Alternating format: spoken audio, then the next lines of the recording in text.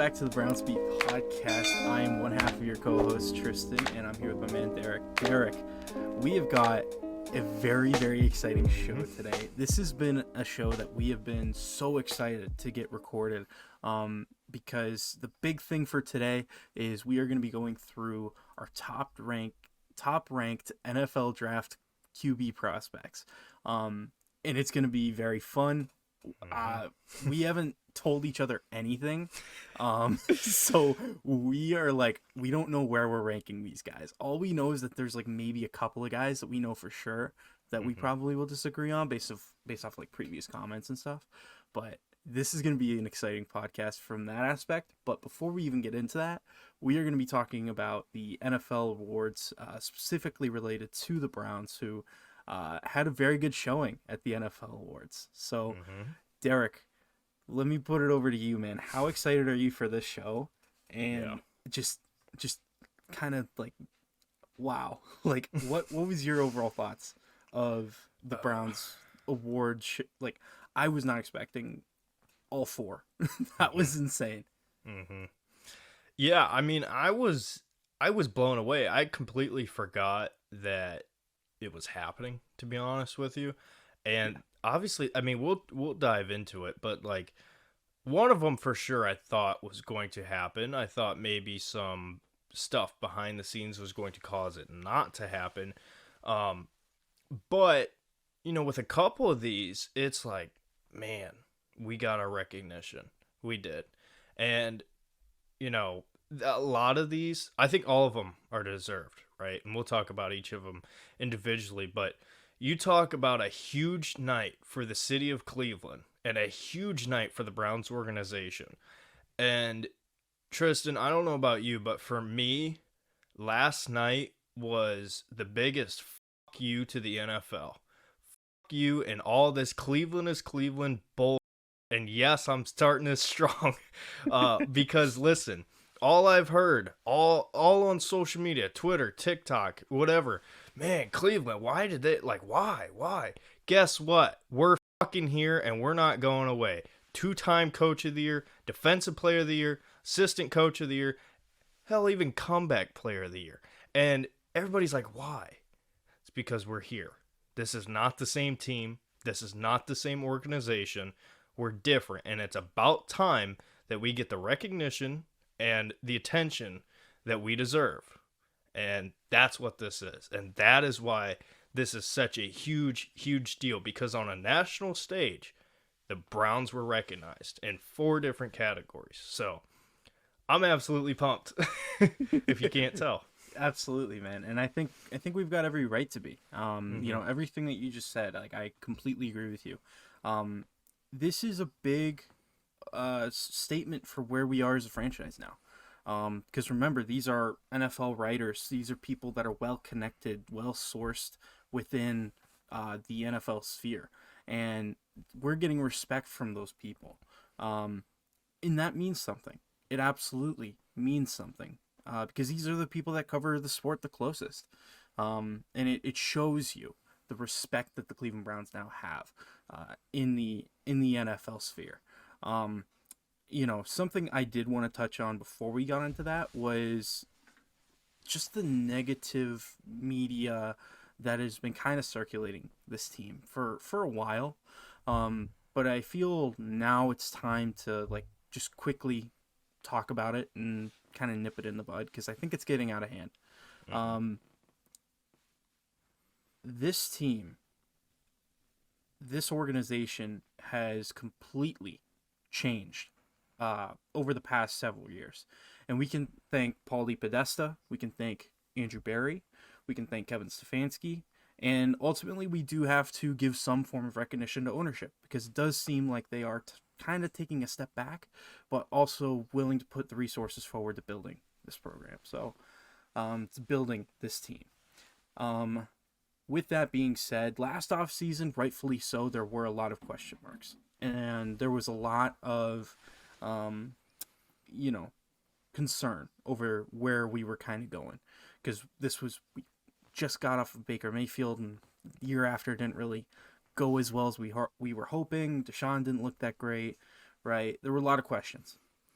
after this year, I think it's ridiculous when we're seeing people coming out with reports such as like, oh, the firings that the Browns offense has made are coming from upstairs in the organization, from the owner's box and stuff like that. Like, I'm sorry. Like, I'm sure we'll talk more about the O-line coach that we had, which, by the way, I called it. Mm-hmm. Look back at our Yep. previous podcast.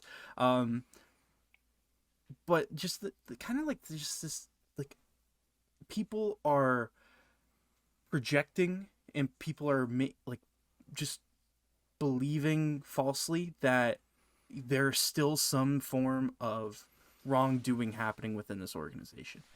And I just think that the negativity of just these people just talking about that is just ridiculous right now. This franchise is heading in such a great direction.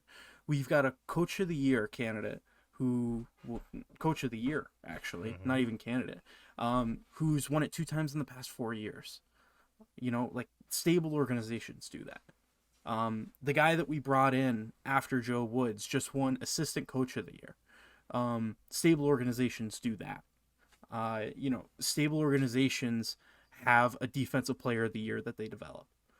We did that. So, like, I just think that the negativity that's in the media right now from some sources is ridiculous, and we gotta stop, man. Like, we're not those Browns anymore. We're not the Browns that, like, have just laughable mistakes, and we're not the Cleveland Browns that get made fun of anymore. We're the Browns that are well respected all across the NFL. Maybe the fans haven't caught up yet, Mm-hmm. uh, but the people that are closest to the sport have, and that means something.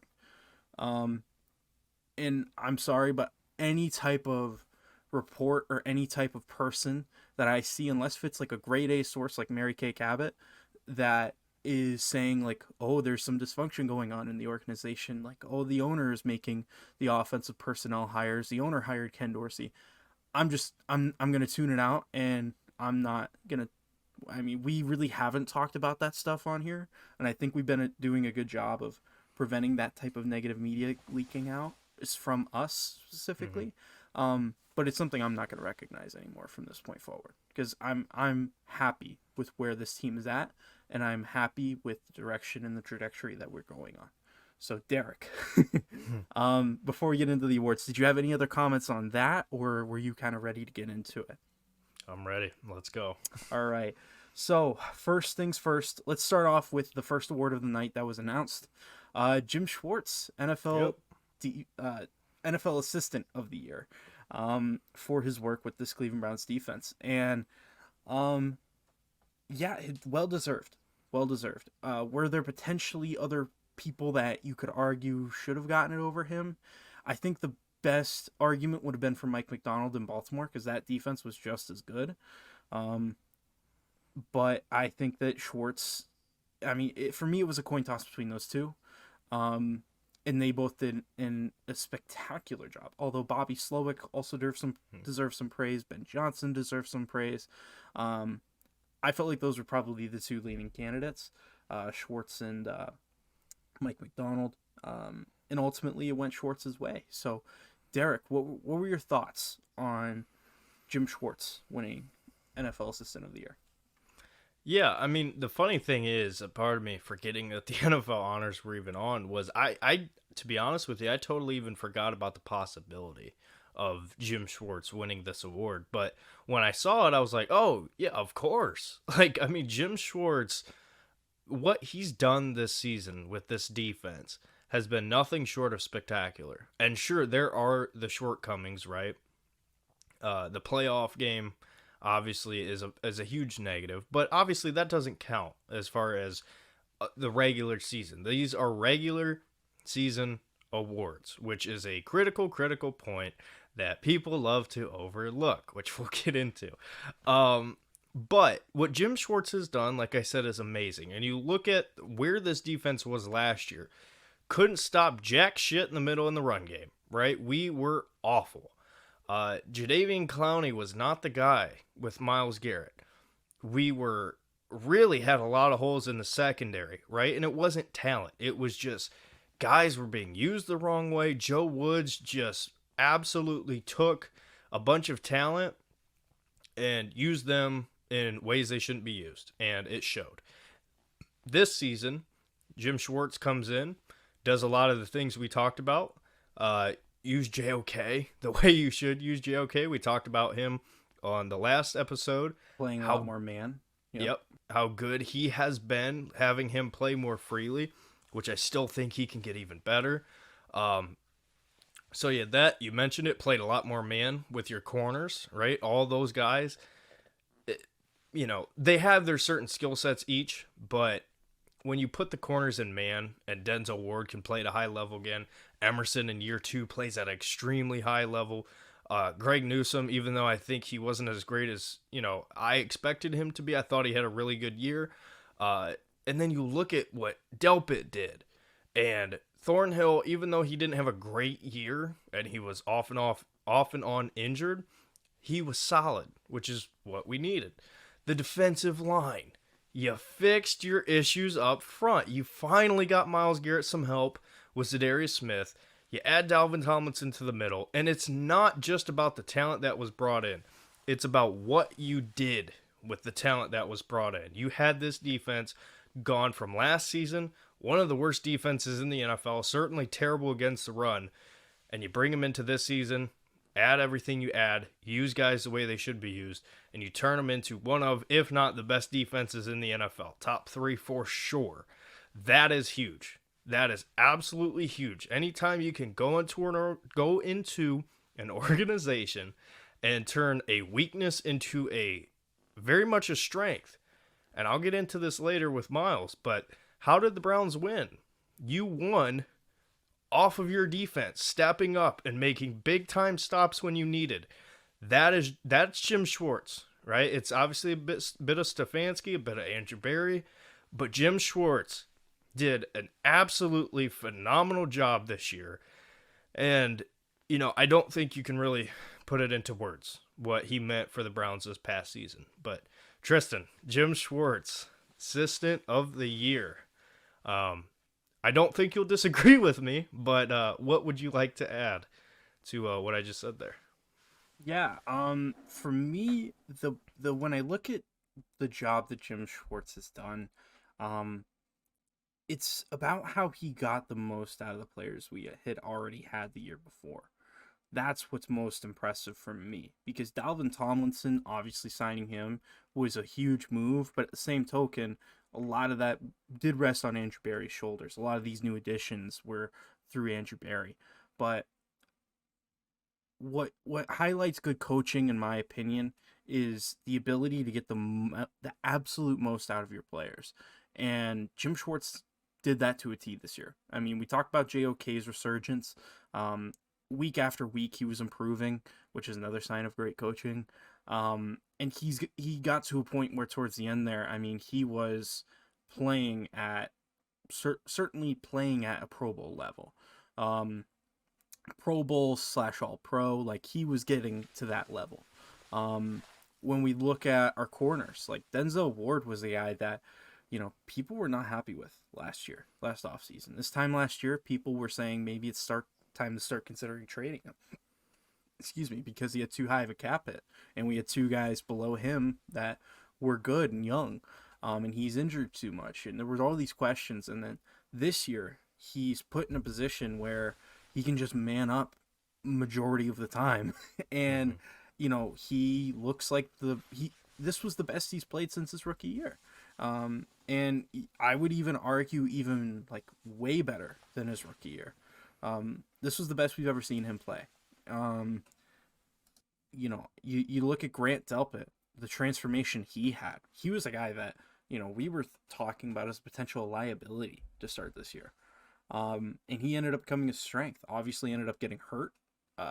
Quite literally the game after he signed his extension, which really sucked. But, he was balling out and he was looking really good, like a legit threat.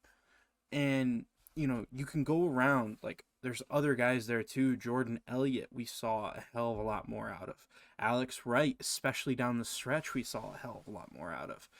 I think that we probably saw the best play out of Sione Takitaki. All of these different guys that were finally used in the way that they play football the best. And they were fantastic. Every player that I just named played probably about as good as you would expect them to realistically play. And that's just tip the hat to Jim Schwartz. So, before we move on, any final comments on Jim Schwartz? No, other than I'm so thankful he's the one we ended up with. I know we were talking about who's the guy that was in Miami? Yep, Brian Flores. And I wanted him. He was my number one, but Jim Schwartz, I couldn't be any more thankful that he's the one we ended up with, and I hope he's here for years to come. But yeah, well, and it's for certain for next season, which is very exciting to see. Yep. Now let's move on to comeback player of the year. Joe Flacco took it out of Damar Hamlin's hands. That was, listen, I don't know as though, like, how do you vote for comeback player of the year? Yeah. Like, I don't even blame the writers for like picking Flacco, because it's like, I don't know who I would have voted for because that's a tough call, but I'm glad that Flacco got it because his resurgence was really incredible during that stretch in the regular season. It certainly was a comeback. I think Baker Mayfield probably also was deserving of the award too. Let's throw him in there. But it went to Flacco. Derek, in your opinion, why did this award go to Flacco over Baker Mayfield, but especially over Damar Hamlin? Yeah, so this was the most mind-blowing one to me, because if there was one of them for sure that I thought was not going to go the Browns' way, I thought it would be comeback player of the year. Just because, listen, the situation with Damar Hamlin is unprecedented, right? We have not seen that a whole bunch, at least in me and your lifetime, Tristan.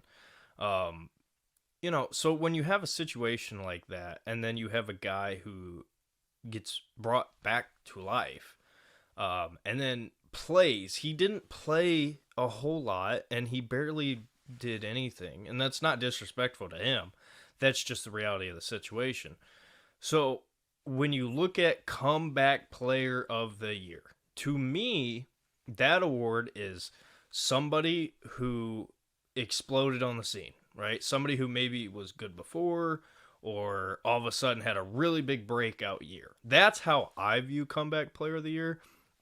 And I think that's what happened here. Now with Damar, I think that needs to be a separate award. I think that needs to be... In my opinion, he should have gotten Walter Payton Man of the Year.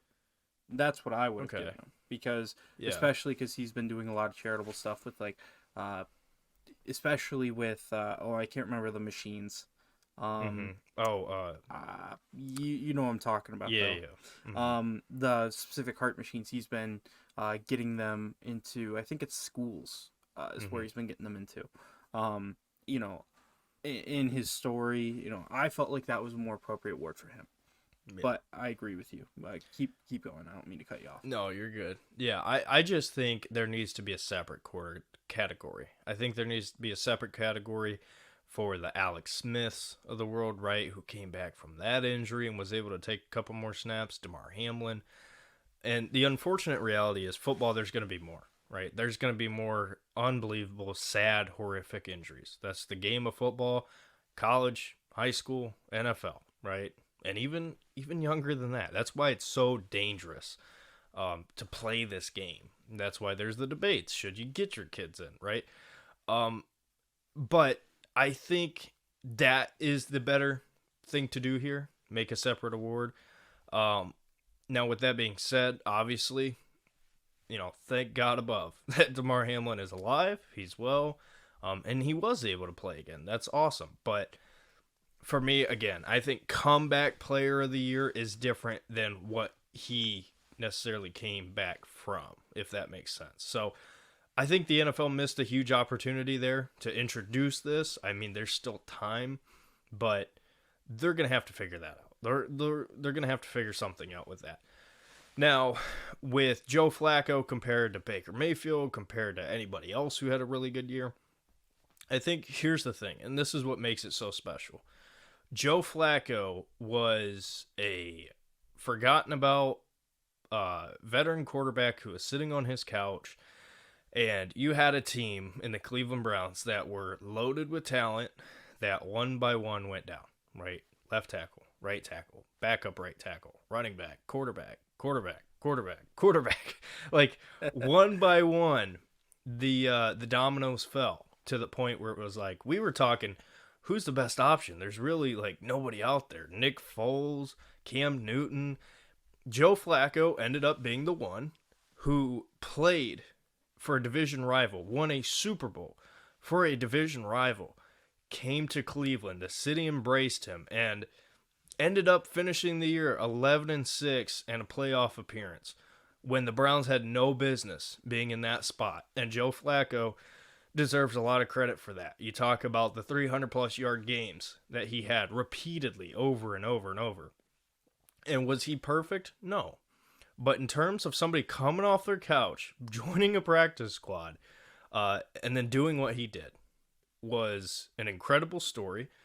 And I do understand the votes being really close between him and Hamlin, but I think it's just the definition of what the award is. And as far as Baker goes, yes, Baker, absolutely deserved to be in the conversation for sure. You know, this is a guy who's on his fourth team now and had a really, really good year. Took the Bucs to the playoffs. That's great. And that's not to take anything away from Baker. I just think the story of Flacco and how it happened is the difference maker. At the point in the year that it was, doing what he did and ultimately getting the Browns to the playoff, clinching the playoffs against one of his former teams in the New York Jets. Me and you were there. What a story. Like, what a story. So, I think he's great. I think it's awesome. And I'm very happy for Joe. Don't know what his future is. That's a conversation for later. But happy for him now. I think you and I can both agree, hopefully, a future Cleveland Browns backup quarterback. Now, just my quick little take on this, because you pretty much highlighted everything that I wanted to highlight. I wanted to kind of add on a little bit to that, like Flacco over Baker. I just think that with Baker, in most years, I think he's a very deserving comeback player of the year. I think that what Joe Flacco did is so unheard of and so like out of left field. I mean, like the guy couldn't even get on a practice squad, you know, and he gets a team that when he came in, I want to say, because him as a Brown, he only lost one game. I want to say it was his first game. So, I mean, we won like 5 in a row with him? 4 in a row at least, like something like that, yeah. You know, and this was a team that ended up only losing 6 times, even though we had all of the injury issues that we had.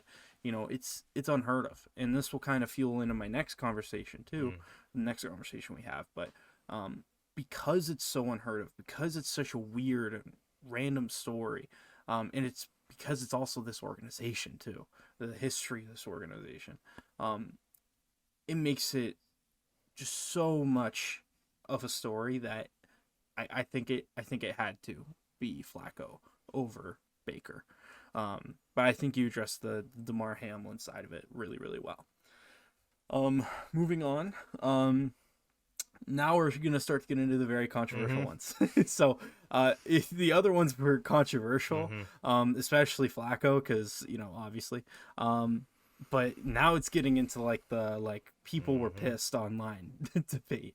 Kevin Stefanski won Coach of the Year, and Derek, before I have you go, I want to say, so it was between Kevin Stefanski and DeMeco Ryans, deservedly so. and they tied on points. I think it was at like 165. And the reason why Stefanski won it was because D'Amico Ryans had 20 first place votes. Stefanski had 21. So it was quite literally a single vote that decided the Coach of the Year award this year. And in my opinion, I think it goes to show the job that D'Amico Ryans had done.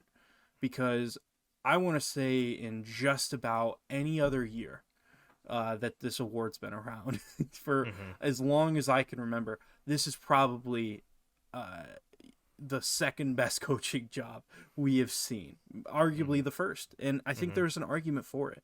I mean, that Texans team went from what, 2 wins, 2 wins to winning their division. I think they were a 10-win football team this year. Like, that's incredible. It's unheard of. Like, even when Stefanski won the award previously, like, he didn't he didn't take over a 2-win team and do that. He took over like a 7-win team and did it. Like, it's levels to it, right? So I want to make sure before we get into this, D'Amico Ryans deserves a ton of credit. However, that playoff game doesn't count for him. And I think that's what ultimately decided the voting. In my opinion, it was that close. So Derek, Kevin Stefanski winning Coach of the Year the second time in 4 years. Derek, how are you feeling? Well, yeah, you mentioned it. I think I wouldn't have been mad either way, personally. I have no argument. If D'Amico Ryans wins Coach of the Year, I have no argument. I think it's, at the end of the day, it just came down to perspective, right? Who was more impressive as a coach? And I want to throw this out there too. Hey, Dan Campbell deserved his name to be thrown in there as well. The Lions had a hell of a year. They did a lot of what they did this year with rookies, and that was extremely impressive. So I want to throw him in there as well. But yes, D'Amico Ryans, unreal season as a head coach. And you know what I love the most about him? Same thing I love about Dan Campbell. These are guys who played for the organization, that come back, they have pride, they love that team, they love that city, and they are completely all in on making that team great again. And that's what I love. I absolutely love that. Now, here's the reason why I think Kevin Stefanski had the edge. And I heard this argument brought up. I can't remember by who, so I apologize for not giving you credit. I can't remember. But this ain't me saying this. The reason why D'Amico Ryans lost is, I think, partially due to the fact that the quarterback that he had to work with was the number 2 quarterback in the draft. He was not a bottom of the first round draft pick. He was not a second round draft pick. This is a guy who arguably should have been the number 1 overall pick. And I think at the end of the day, the expectations were so high for CJ, right? This is a guy who was the best passer coming out of that draft. He was absolutely unreal at Ohio State. Now, did anybody think he was going to come in and do what he did? No, absolutely not. He had the best rookie season from a quarterback that we have ever seen. And that's a huge credit to D'Amico Ryans. But that being said, Kevin Stefanski had Deshaun Watson get hurt, go down. Then you had PJ Walker come in, and you won games with PJ Walker straight out of the XFL. By the way, against the NFC champions San Francisco 49ers. Yep.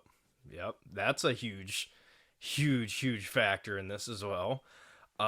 So I can't tell you how many games exactly you won with PJ for sure, but you won, I think, more than you lost. I think we went like 3-1 with PJ Walker. Yeah, I could be wrong, but maybe 2-1. 2-1. Yeah. Okay. 2-1.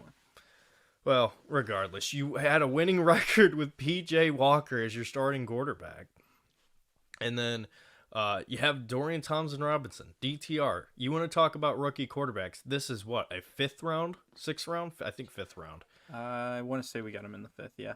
Yeah, 5th round rookie quarterback who comes in, was not perfect against the Ravens. I was there. It was painful, but he had like 2-hour notice, right? And then in some of his other starts, he has some promise. He showed some promise. He beats the Steelers at home in Cleveland. Does a couple good things. Enough that you can win with him, which is unreal. Like, that's unreal that the Browns had a 5th-round rookie come in and play well enough to win. That's crazy. And then Joe Flacco. Joe Flacco. Guy who comes in off the couch. We already talked about it. Comes in, practice squad guy, and absolutely just tears it up.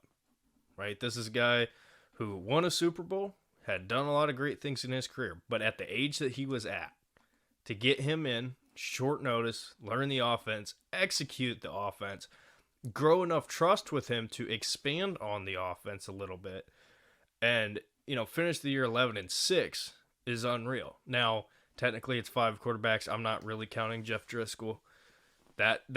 We're not gonna remember Jeff Driscoll, but we're gonna remember that's gonna be a great trivia question one day. Oh yeah. Who were the 5 quarterbacks that started for the Cleveland Browns? Yeah. Yeah, but we'll remember Deshaun Watson. We'll remember P.J. Walker, DTR, and certainly Joe Flacco. We're going to be telling our grandkids about Joe Flacco.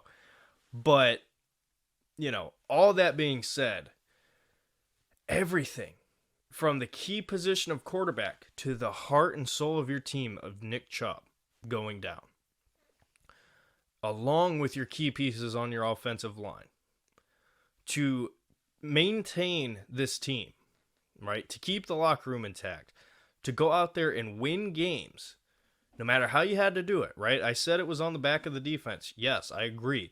But you still had to do enough as an offense to get the job done.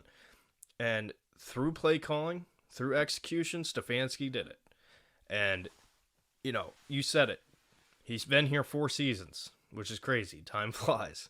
I remember sitting in, I think it was English class, watching the press conference on my phone when I wasn't supposed to be. That felt like yesterday, and here we are, 4 years later. Kevin Stefanski, two-time Coach of the Year for the Browns. It is beyond impressive. Now, again, was it close? Absolutely. You can argue, should he have won, should he have not? But I do think Stefanski is getting disrespected massively within the media and within people on Twitter and the fan bases for some of these other teams. You have to understand the situation. You have to understand what the Browns were dealing with over this course of this season.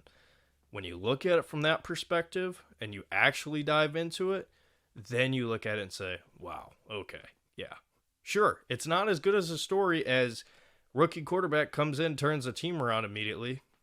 It's not that. But when it's piece after piece after piece after piece being replaced, going down, being replaced, going down, and you still find a way to go 11-6, second in the division, get to the playoffs. Again, this is a regular season award. That's what matters. And Kevin Stefanski, absolutely deserved of Coach of the Year, as is DeMeco Ryans, deservedly of Coach of the Year. So that's what I'll say on that. Tristan, Kevin Stefanski, your 2-time Coach of the Year as a Cleveland Brown. What are we thinking here? Well, first I want to say,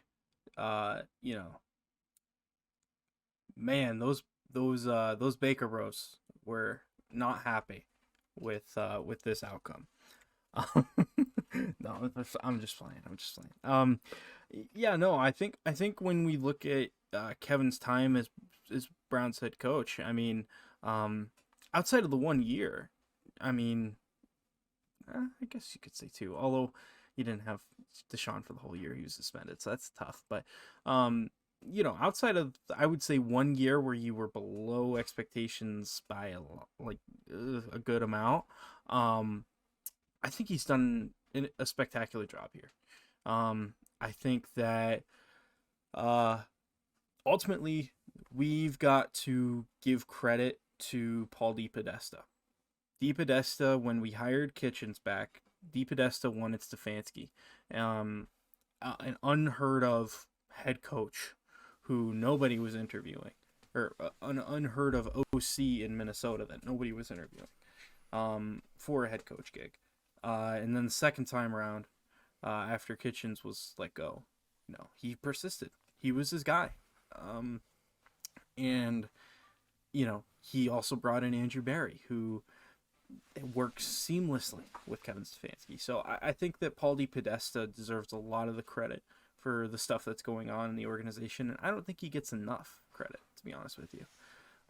Because ultimately it was him that made these personnel decisions that ended up getting us to this position. So shout out to Paul. But Kevin, yeah, absolutely deserving of the award. You touched on, I think, the exact points that I was going to get to as well, especially when we point out the quarterback play. It's a little bit different, and yeah, I think you really hit all the boxes with that one. What I will say is I agree with you. I think people that are trying to discredit Stefanski because D'Amico didn't win, I just don't think that's right. I think it's very disrespectful when you consider all of the things that Stefanski had to put up with to get to this point. And I mean, if we're going by like tiebreakers too, like we had the second best record in the AFC at the end of the season. We had the second best record. So, like, it was an incredible achievement. Yeah, I think that people discrediting that are very wrong. But let's transition into one that I think we're both going to be in a similar space with this one, because the discussion after Myles Garrett won Defensive Player of the Year has been widely disrespectful to the season that he had, and it goes to show that when I was talking before about writers who are close to the game, know the game as close as you can get, the difference between them and the fans, it showed. And it showed, to me, it showed that I think a lot of NFL fans are too involved with the non-advanced statistics, because advanced analytics showed that it was between Micah Parsons and Myles Garrett, rightfully so. I honestly, if Micah Parsons got it this year, I would have been upset, but I would have understood, right? But there's been just a lot this year after Myles Garrett won Defensive Player of the Year, which, by the way, before we get into that negative side of it, Myles Garrett wins Defensive Player of the Year. What a huge achievement for this guy. Hitting every single expectation that we expected of him when we took him first overall over hometown boy Mitch Trubisky. Yeah. No, he's hit every expectation and some. So, Myles Garrett, congratulations. Now we got to pivot because Derek, I'm going to let you go because I know I think you're probably going to have a lot more of a emotional take than I will. So I'll let you kind of run with this. Well, okay. Myles Garrett wins Defensive Player of the Year. And this has been one of the most insane things that I have seen play out in, obviously, social media is social media. It's going to be crazy. But listen, the disrespect is out of this world. And I'm just telling you right now, if you're clicking on this video, this is going to be, I'm going to say some things and I'm not going to apologize, right? I feel very passionate about this because here's the thing, right? Myles Garrett wins NFL Defensive Player of the Year. Tristan, for me, Defensive Player of the Year means who was the most impactful player on defense. To me, that's Myles Garrett. AP Defensive Player of the Year, Myles Garrett. NFLPA, which is the players, Myles Garrett. PFWA, Myles Garrett. PFF, Myles Garrett. Myles Garrett, Defensive Player of the Year. So when it comes to this conversation of who should have got it, it's bold that there is this much disagreement and this much argument over this whole situation. And I'm going to do my best to try to explain to you my opinion, because I understand there's going to be a lot of Steelers fans who watch this video. I'm sure there's going to be some Cowboy fans who watch this video of us talking about this. Listen, here's my thing. Did Myles Garrett deserve to win Defensive Player of the Year? Absolutely, right? And this whole conversation, right? Oh, the stats. Look at the stats. Cool. Okay, Myles Garrett, 93.9 grade, 14 sacks, 86 pressures, 4 forced fumbles, 12 tackles for loss, right? Really good numbers. But when you put them side by side next to Micah Parsons and next to TJ Watt, Myles doesn't have the best numbers. So why did Myles Garrett win Defensive Player of the Year? Why? Because Myles Garrett single-handedly led a defense that was top of the line, top 3 defense in the NFL. He was the leader, as he should be, right? And Myles Garrett has been close every year. Myles Garrett has had some really good seasons.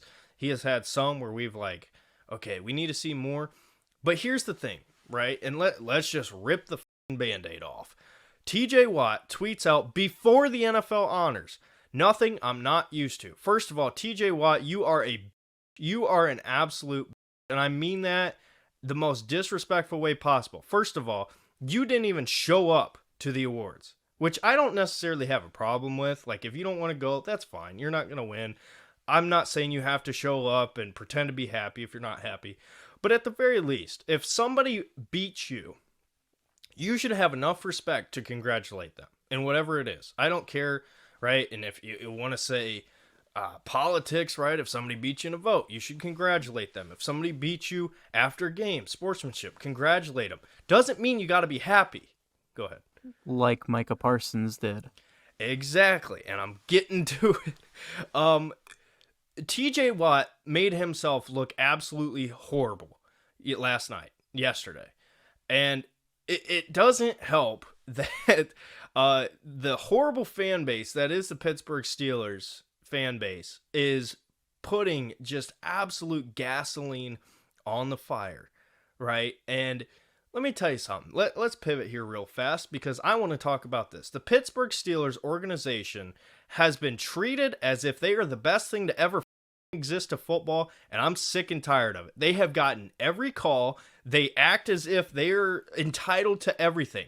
Every year, oh, TJ Watt's Defensive Player of the Year, every year. And if he doesn't get it, it's the end of the world. Same thing, right? They don't like Tomlin as much now, but it's the same thing with Tomlin. Oh, he's the greatest coach of all time. How about this? How about I can sit here as a fan of the Cleveland Browns and say TJ Watt is a great football player. He wasn't the best football player on defense this year. End of story. He wasn't. Why do I say that?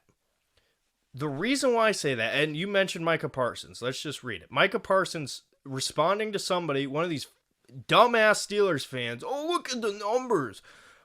Micah Parsons responds, horrible take. Myles was the better player. Reality of the situation. Myles faced way more double teams and effect on quarterbacks.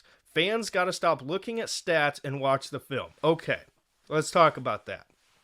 Great explanation from Micah Parsons, because the average fan would probably agree that TJ Watt should have won Defensive Player of the Year. Why? Because he has the better stats. Okay, awesome. I don't know if it's because fans of other teams obviously don't watch all the games. I completely understand that.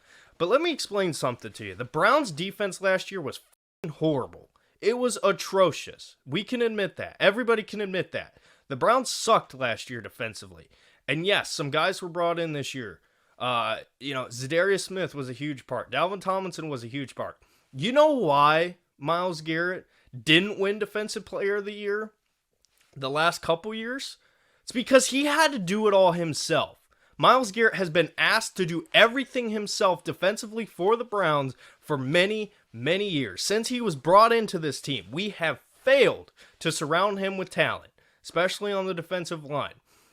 This past season, We had the coverage in the secondary, and we had enough on the defensive line that it wasn't just him. And listen, I've been to many games. I watch every game. The man is held every single play. He is held every single play. He is so good that that is what you have to do. And he's not the only one. Micah Parsons, Nick Bosa, all these guys get held frequently. The difference is, what does Myles Garrett do? What does TJ Watt do? They don't play the same position, and I'm sick and tired of sitting here and pretending like they do. They don't. They do similar things, but they don't play the same position, right? And anybody who knows and can look at it objectively, can realize that. TJ Watt plays outside linebacker as an edge rusher in a 3-4-ish defense. That's what the Pittsburgh Steelers do. The Browns play a 4-3. Sometimes 4-2. Joe Woods ran a 4-2. That's not the point. Anyway, so what is TJ Watt doing? TJ Watt got moved to the right side, or to the left side rather, in 2018. They moved him to the weak side, going against right tackles where he rarely faces the best opposition as far as on the offensive line, and he's rarely getting the same amount of double teams. Why? Okay, let's break this down. NFL quarterbacks, you want to protect their blind side. That is what you want to do, right? Because obviously if you see the pressure coming, you can move around in the pocket, get out of the way, whatever. So the Steelers, and I'm not saying they're wrong by doing this. I think it's genius. Move TJ to the weak side, right? That's where he plays. Now, he also drops back into coverage. He does stuff as kind of a linebacker edge hybrid at times. He does a lot of different things. TJ Watt and Myles Garrett don't play the same, right? It would be one thing if we were talking about Nick Bosa and Myles Garrett, right? They do the same thing. They play the same position. We can talk about that. Myles Garrett is not standing up on the edge, facing the worst tackle they have every time, right? And again, obviously, it's team to team, so you have to break that down. But the thing is here, context matters. And I am so sick and tired of people taking stuff out of context, acting like certain things aren't important, and we just have to look at the numbers, and oh, he got snubbed. Listen, who won MVP this year? Lamar Jackson. There were 10 quarterbacks with better stats and better numbers than Lamar Jackson. Are you hearing people say that Brock Purdy should have won MVP? No, not a lot. There are a couple. I have seen a couple people be like, oh, Lamar shouldn't have won. Why did Lamar Jackson win MVP? It is because he was the most impactful player this season on any team, any position. He was the most impactful player. Okay. Did he have the better stats? No. It's the same thing here. But because Myles Garrett plays for the Cleveland Browns and plays in the city of Cleveland, we want to act like he didn't do. And it pisses me off because, listen, I'll hear your arguments. I will hear the arguments of he didn't do anything in the playoff game. That's fine. I completely agree. I'll hear the argument that towards the end of the year, his production kind of dipped off a little bit. I'll hear that. That's fine. But the reality is this is a regular season award. That's what this is. The same reason why Kevin Stefanski won Coach of the Year. It wasn't what he did in the playoffs. It was because you had the situation that you had, and you did what you did with it. Myles Garrett this past season was the most dominant defensive player in football. And in my opinion, I don't think it's close. I saw it with my own two eyes. Myles Garrett, critical times. He single-handedly won the Colts game. Single-handedly. The team came out and did not play well that game. You know who did? Myles Garrett. And Myles won that game. So, listen, it's insane to me how you can have somebody who is so unbelievably disrespected for no reason other than the fact that he plays in Cleveland, Ohio. That is the only thing that makes sense to me at all. Because let's talk about it, right? Oh, the Pittsburgh Steelers, you're so great. You're the best thing to ever happen to football. Well, 21st defensively in yards allowed this past year. 21st defensively in yards per carry allowed. 21st defensively in third down conversion. Let me tell you something. If you have the defensive player of the year, your defense as a whole should be better. And I'll hear, okay, well, oh, he didn't have that much around him.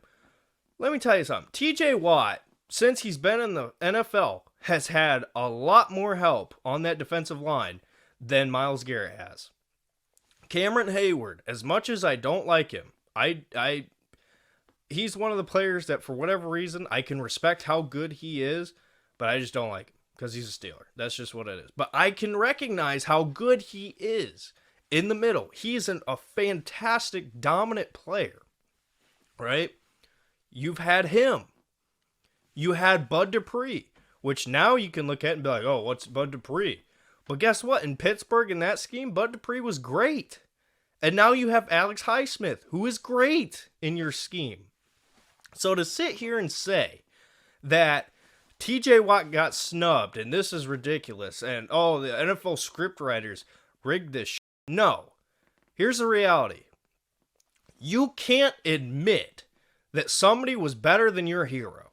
That's what it is. At the end of the day, that's what this is. Because if anybody has the argument to be made, it's Dallas Cowboys fans. Micah Parsons is being disrespected here more than TJ Watt. I mean, I don't see Cowboys fans bitching that much. And everybody wants to talk about how bad of a fan base the Cowboys have.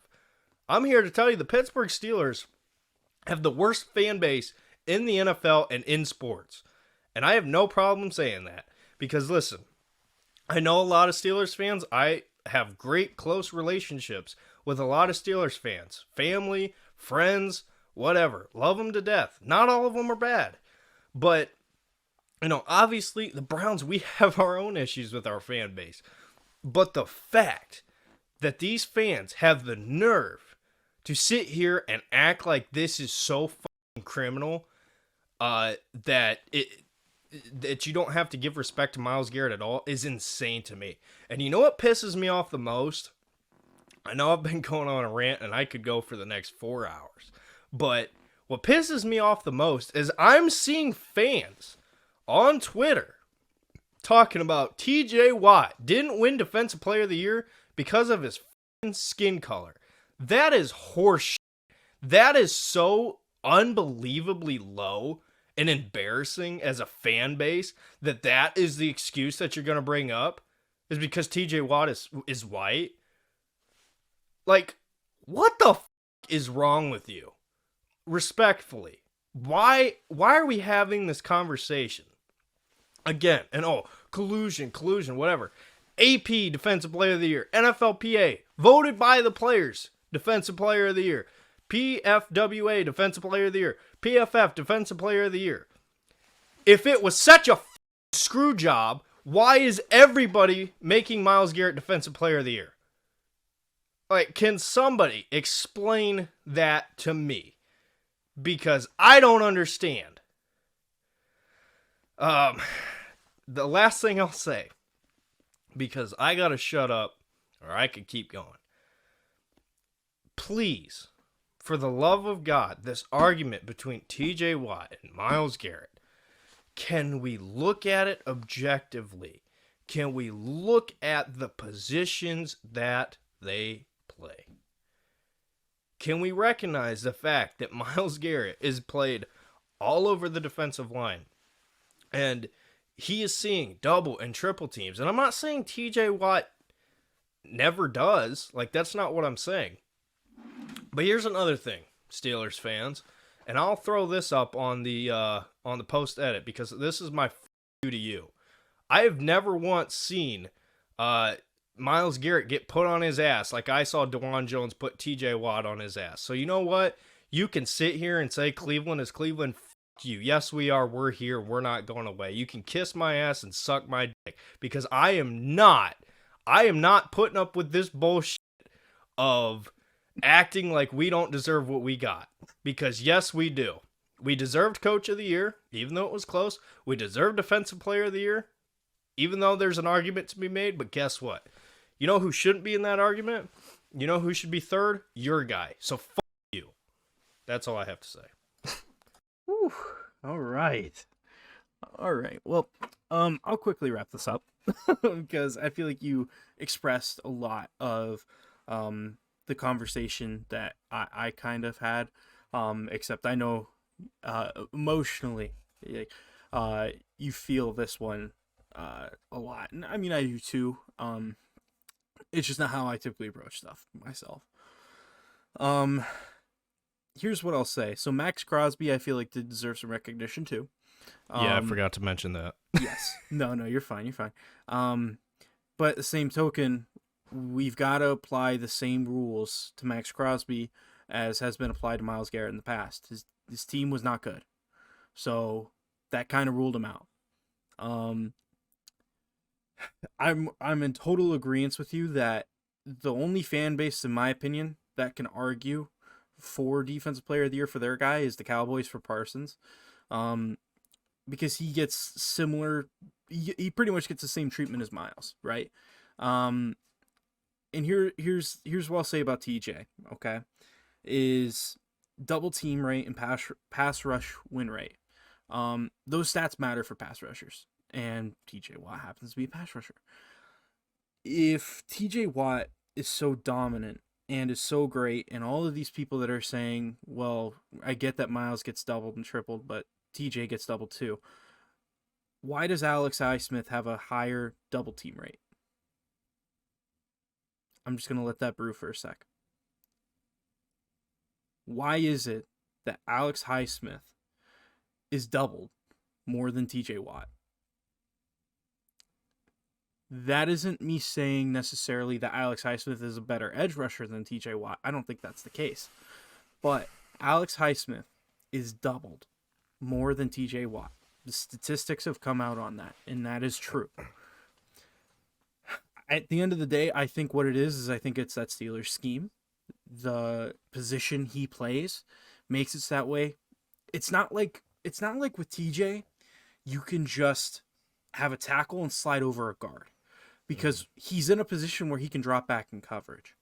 And so when we talk about it from a purely pass rush standpoint, Myles Garrett was way better than TJ Watt this year. Because, again, TJ doesn't go against the harder competition that Myles goes against, and Myles has to fight tougher opponents and more opponents to get to the quarterback. Teams have to game plan for Myles Garrett, and it completely takes away what that team likes to do, their identity. You've seen the Cincinnati Bengals try it on us for years, where they try to be able to play their own brand of football, and every time it happens, Myles Garrett ruins the game for them. Every single year. Look back at week 1. Myles Garrett was a menace. He was an absolute menace. You mentioned it. The Colts game. He won that game for us. If you watch it over again, he quite literally dragged this team to victory. I think himself, I want to say it was like 19 points that he swung in our favor because he got the fumble recovery in the end zone, right? Because he got Gardner to fumble, so that's 7 points. And he blocked the field goal. Mm-hmm. He also had 2 sacks that took the Colts out of field goal range. That's the type of swing that we're talking about here for this guy, right? In that game in particular. And then the Titans game, he had that viral clip of him switching sides of the line. The Titans were manning 2 tight ends on Myles Garrett, which is the reason why that clip went viral. And that goes to show the impact that this guy has. The fact that they've got to assign 3 people to blocking him is insane. Even though we have Zadarius Smith on the other side of the line. You want to talk about help, right? Mm-hmm. We had Zadarius Smith on the other side of the line. We had Dalvin Tomlinson in the middle. And we still had seen Myles Garrett getting that much attention.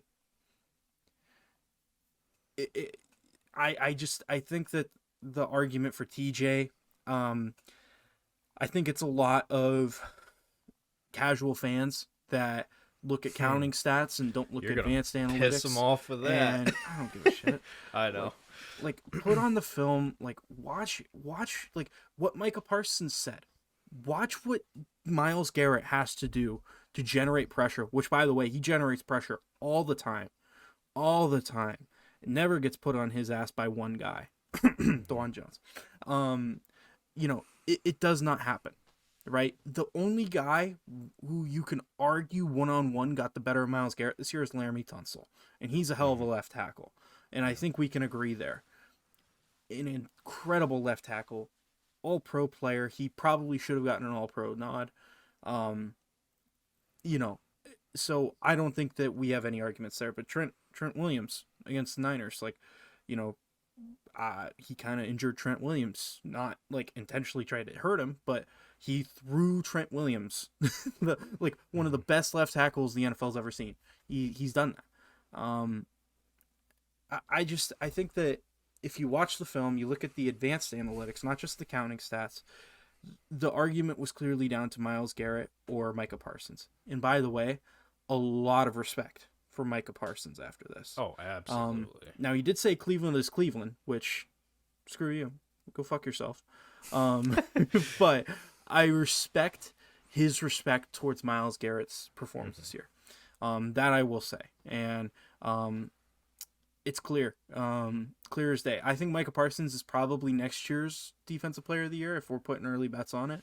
Because he's a hell of a player. He has to put up with similar stuff that Myles Garrett has to. And ultimately, like I said, it was between those two. And any other discussions for other people are either highly biased or it's casual fans that just look at stats, the stats that the NFL puts in front of you. That's really all I've got left. We've got a long conversation about draft quarterbacks to get into. We were talking before the podcast about this is probably going to be a 3-hour long podcast. But before we transition to draft quarterbacks, completely different mood, by the way. Oh, yeah. Any final little tidbits, any final little thoughts on this Myles Garrett discussion before we put it to rest?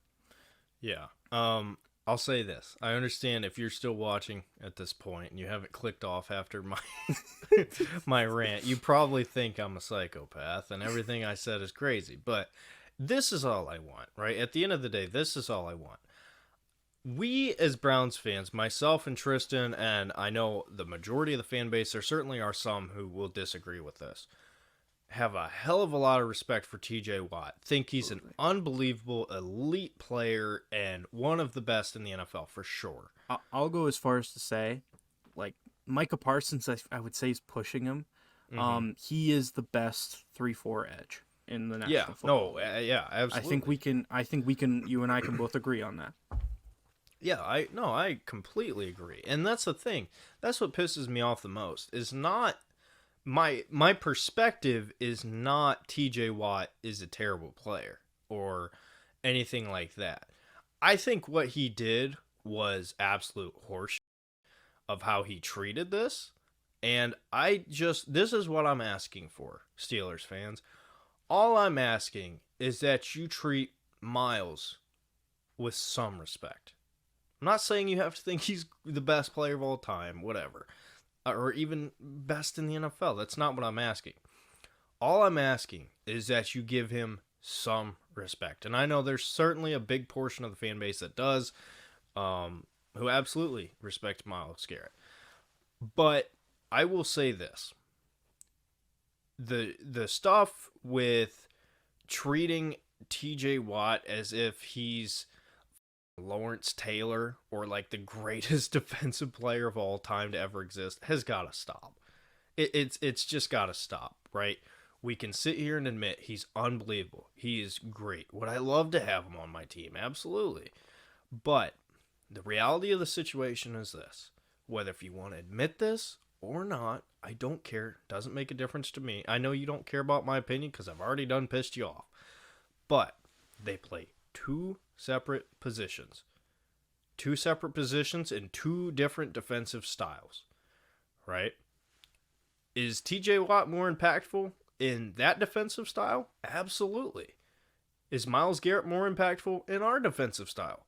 Absolutely. If you flip-flopped him and you put Myles Garrett in a 3-4 as an outside linebacker and TJ Watt in a 4-3, neither one of them are going to be as good as they are currently in the situations that you have them in. That's the difference. That's the perspective that I'm coming from and that I want to get across is like, hey, we have to start giving respect where respect is due. And I think TJ Watt has gotten a ton of respect, at well deserved. I think he has been treated as one of, if not the best defensive player in football for years. And I think he certainly has been the best defensive player in football at times throughout his career. However, Myles Garrett has been and is in that same conversation. But for whatever reason, there are some people that don't want to put him in there. And all I'm asking is that you treat us with the same respect and treat Myles in the same conversation. That's all I ask. That's all I want. And we'll be okay. That's fine. And the very last thing I'm going to say is, Derek, I know quite a while, we might have not said this on the podcast before. Might have been something we were just talking about in passing, but something that we were talking about is, when are people going to stop counting like wins as a quarterback stat? You know, when are people going to stop, putting everything on a quarterback when a quarterback doesn't win? You know, because there's so many other factors in the game of football, right? When are we going to stop having just counting stats, right? Sacks. When are we going to stop having sacks count as this definitive measurement for how good a defensive player is? Because Aaron Donald, when he won over TJ Watt, it was well deserved, because the guy got doubled, tripled every single day, every single game, and you know, it was nonstop. And I feel like Aaron Donald got more respect that year than Myles Garrett is getting now, even though the counting stats are very similar. It's about the fact that Myles would be double teamed more, and even though he was double teamed more, he won more in pass rushing. That's what it came to. And he had a lot of pressures this year. Because pressures matter. Pressures matter because it influences a quarterback's decision to get the ball out. It affects the quarterback. Not just sacks. Yeah. Sacks are one little sliver of it. So that's the last thing I'll say. And this argument can be said for everybody, but I'm just going to finish up with it. Listen. Myles Garrett, the rate at which he was held and calls not being called and face masks, right? Us as Browns fans know that, but if you're a fan of a different NFL team, and it happens to everybody, like I said, but had he been treated similar to someone else, or I should say, if calls were called more fairly than they are, and again, happens to everybody, I'm not saying it doesn't, right? But had he gotten more flags, had he gotten more calls his way, or had he not been held or face masked, this whole stats conversation on who has the better stats, Myles would have even much better stats. You know, so I think that is certainly a part of the conversation. So, again, I know I said a lot of crazy things. Half of it is just talking shit. But you know, for real, I think there's an unbelievable amount of disrespect for no reason. So I'll leave it